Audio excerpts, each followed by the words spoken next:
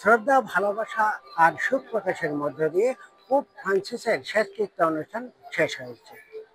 কিছুক্ষণ আগে শেষ হওয়া এই শেষকৃত্য অনুষ্ঠানে হাজার হাজার ইতালীয় সহ বিদেশি নাগরিকরাও উপস্থিত ছিলেন বিভিন্ন দেশের রাষ্ট্র ও সরকার প্রধানরাও।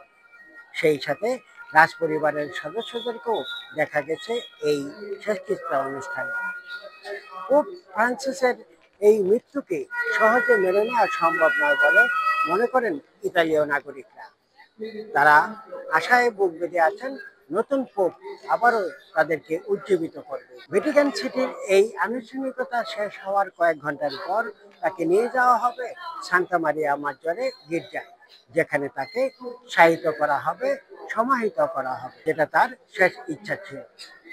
ইতালির ভ্যাটিকান সিটি থেকে হাসান মাহমুদ, সময় সংবাদ।